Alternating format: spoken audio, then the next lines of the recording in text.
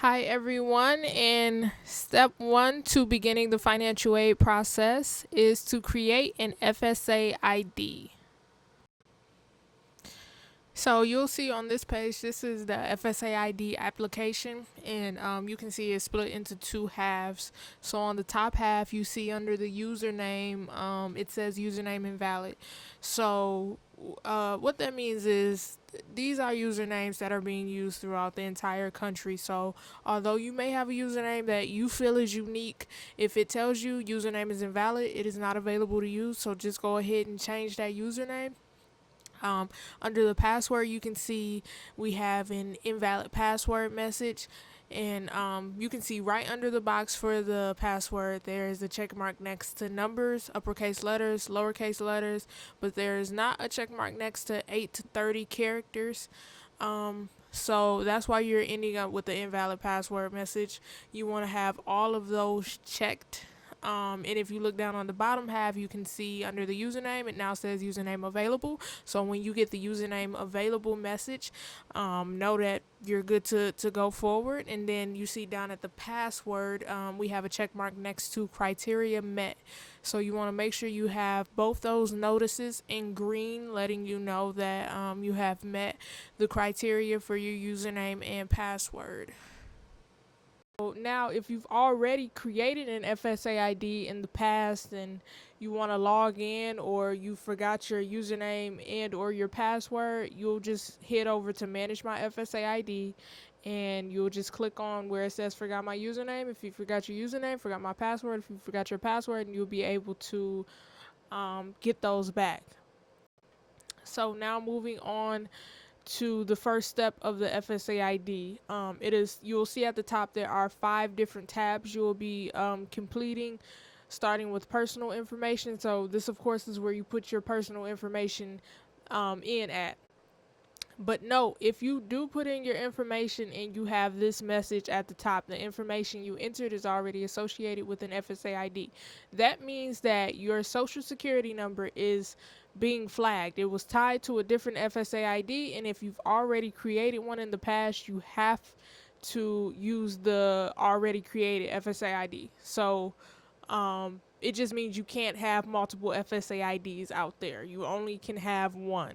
So again, if you don't know what the ID may have been, go ahead and go back to that manage my FSA ID, and then you can recover your username and password. So step 2 is the FAFSA application. Keep in mind that this presentation will show an application that says 2019, 2020 in some spots, 2020, 21 in some other spots, but the questions will still be the same for 21, 22, and any of the future years going forward. So once you go to the FAFSA website, this will be your first page, the login page. You simply use the FSA ID that you just created or you had previously created, and go ahead and put it in there. Ensure that you're on the I am the student side. That'll save you an extra step in the future. So go ahead and sign in as the student.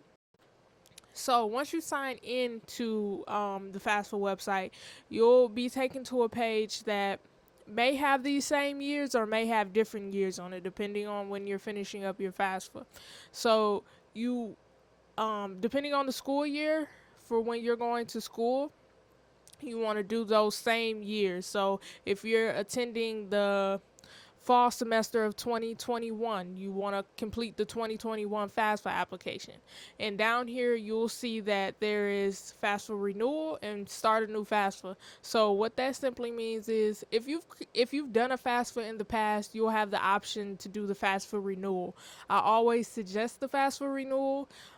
It brings over a lot of the information from the previous year onto the new FAFSA application. So if you do have that option, go ahead and do the renewal. If you're new to FAFSA or they couldn't find a FAFSA on file for you for the previous year, just go ahead and start a new FAFSA. No harm in it. But like I said, if you do have that renewal option, go ahead and do the renewal. So once you've clicked on the year of FAFSA you want to do, you'll have this page where it tells you to create a save key.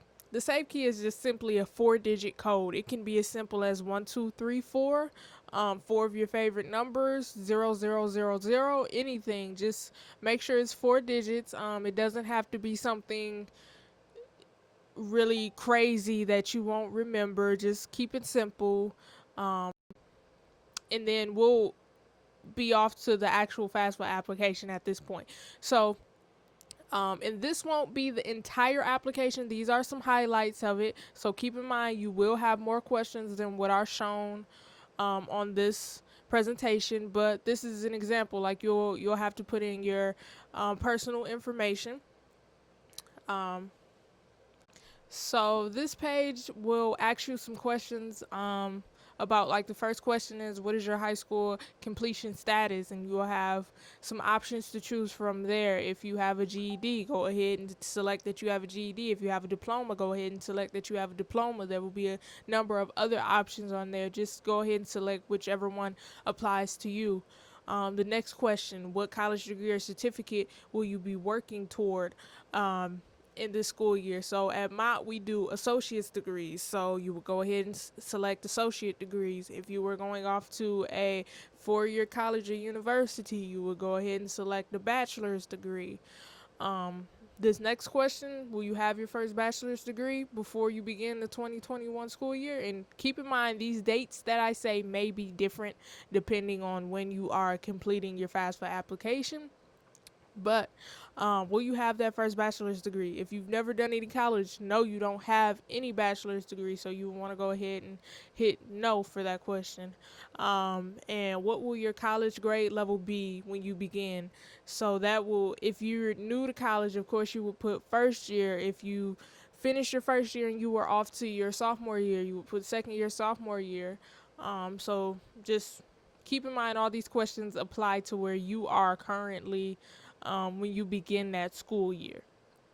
Are you interested in being considered for work study? So work study is a program where students can get jobs on campus, and there's funding that goes along with that. I usually advise students to put yes for that question, because all that would do, you putting yes would just let you know if you were approved for that funding or not. It is no, you don't have to get a job if you don't want to, but if you do decide further down the line that you do indeed want to go ahead and work on campus, you'll have that work study in place already if you were approved for that funding. So moving on now, this question, are you male or are you female? If you are female, go ahead and put female and keep it moving. If you are a male, you will then be asked a few more questions. So, are you registered with Selective Service? That is something that is required for most male citizens and most male immigrants to register with Selective Service. So, if you are not registered with Selective Service, put no for that question, and then they will ask you, do you want them to register you with Selective Service? You do want them to register you with Selective Service. If you choose no for that question, you will be required going forward to register with Selective Service before you can have any aid put on your account. So you want to handle this now so you don't have to take an extra step in the future. So if you aren't registered, yes, let them register you for Selective Service. If you know that you are registered, go ahead and put yes for that top question. If you're not sure if you're registered, go ahead and put no and tell them you do want them to register you with Selective Service in the case that you aren't registered. All right, so here are some more of those personal questions. Are you a foster youth, or were you in at any time in the foster care system? You want to answer that as it applies to you. This highest school completed by parent 1 and parent 2, those are your parents. What was the highest grade level that they completed? Was it high school? Did they do some college? Did they not do either of those? Are you not sure? You'll have a number of options. And keep in mind, unknown is an option as well if you are not sure what the highest grade level completion was by your parents. So once you get over to the school selection tab, they'll ask you some questions about the school that you would like to attend, the college that you would like to attend. So it'll give you two options. You can either search the school manually, or you can put in the school's federal school code. There is Mott school code right there, 002261.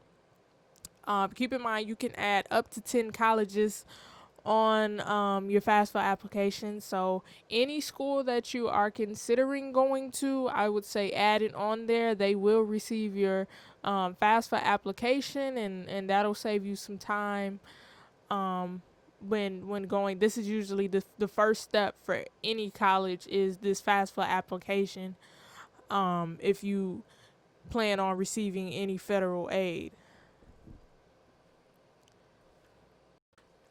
So this is what it'll look like once you've searched the school on there, and you want to just check that school off on the side. And keep in mind you can have one or you can have up to 10, anything in between. So all right, so moving on to the dependency status. This is a section that you want to read very carefully.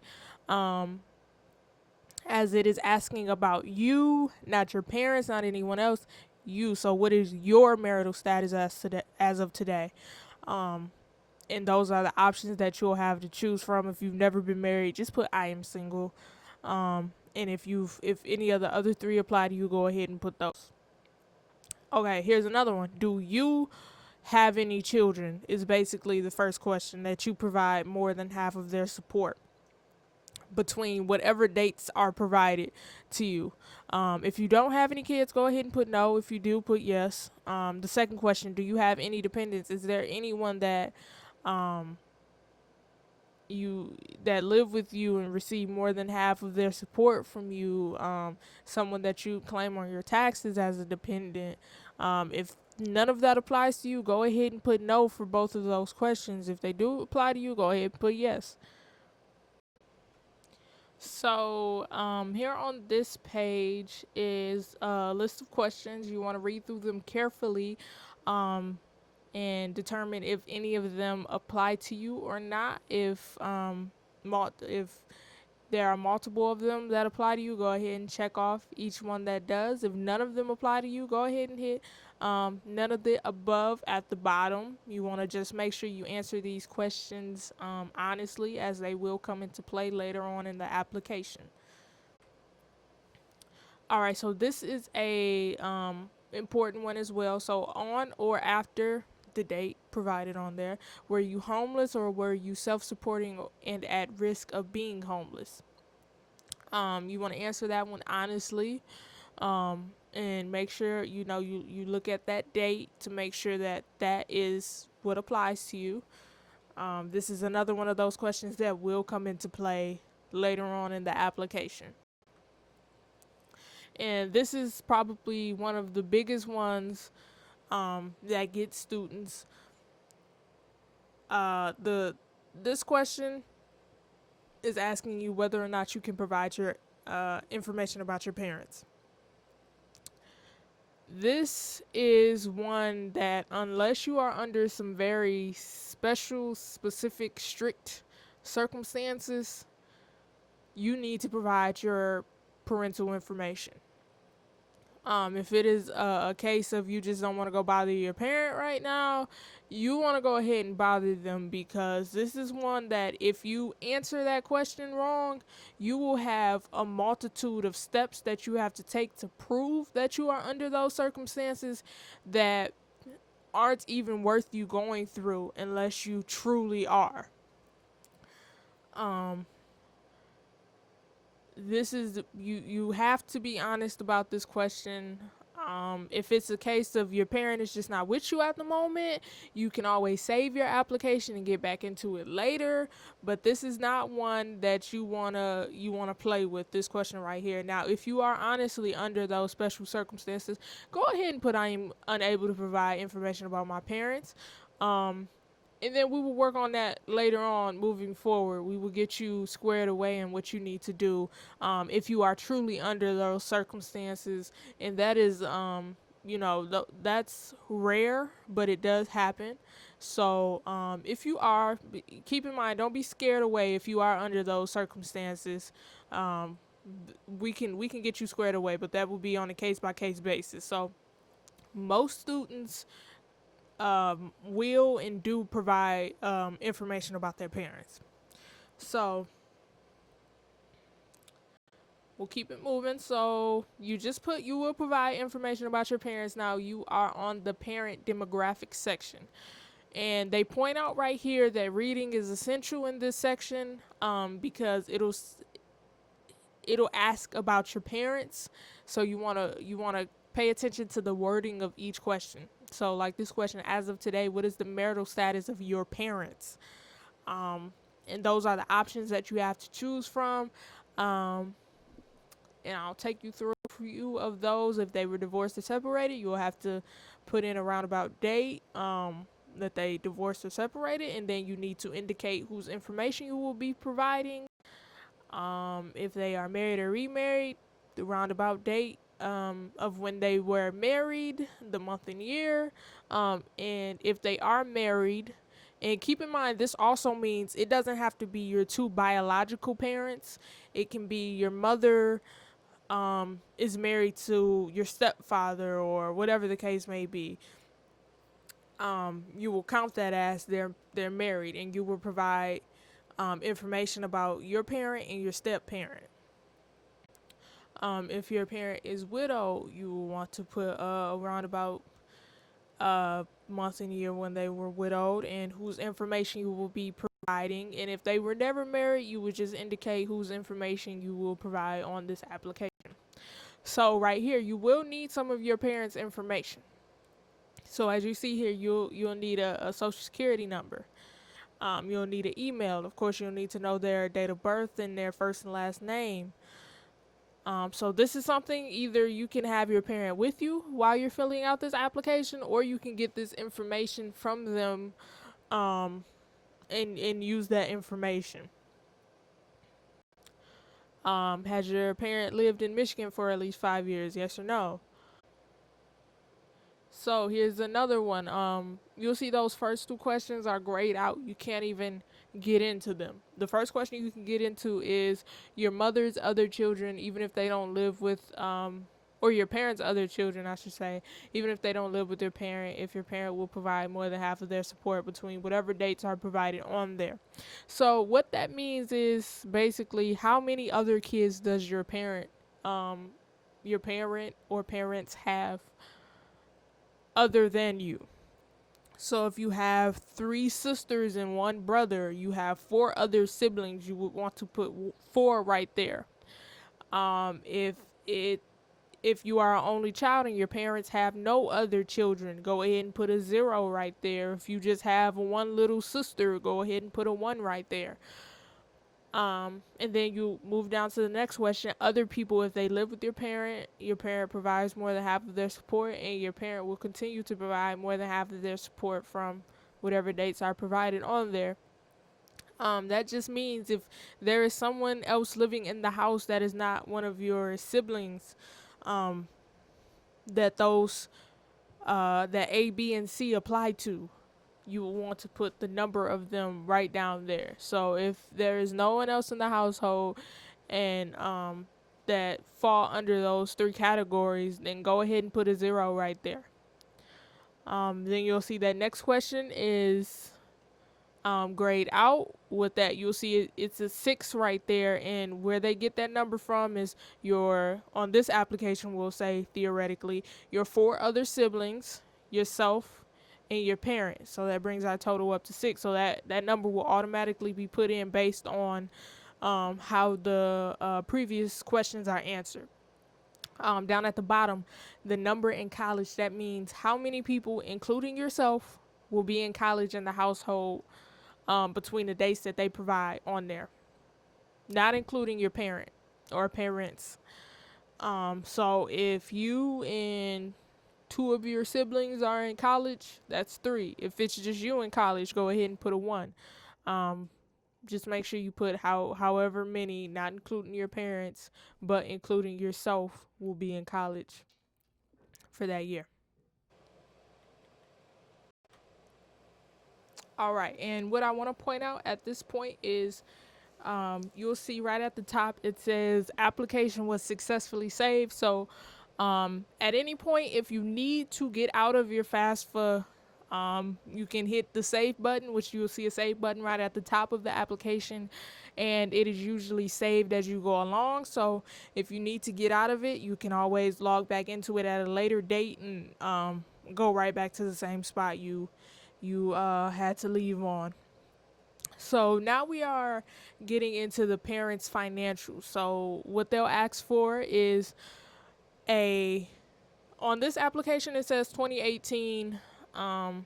For 2018, has your parent completed their IRS income tax return or another tax return? So keep in mind, depending on the year you are completing your FAFSA.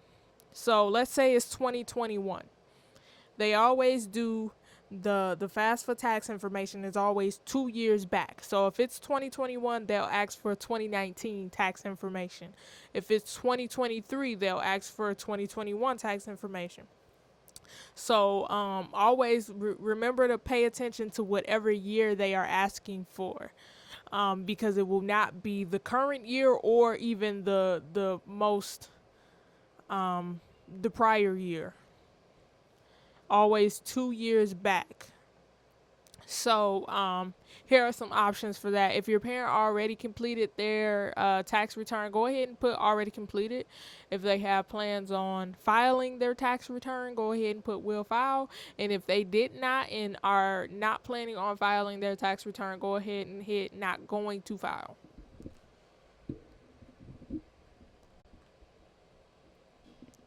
All right, so once you answer to that last question, this is what'll come up depending on how you answered it. If they did file, what type of income tax return did they file in 2018? So you will go ahead and select whichever one they filed, and if you aren't sure, it's usually on the top of their tax form. So you can go ahead and look there, and most times they do know what type of tax return they filed. And then the status of their tax return. So did they file single? Did they file hit a household? Did they file married, file joint return?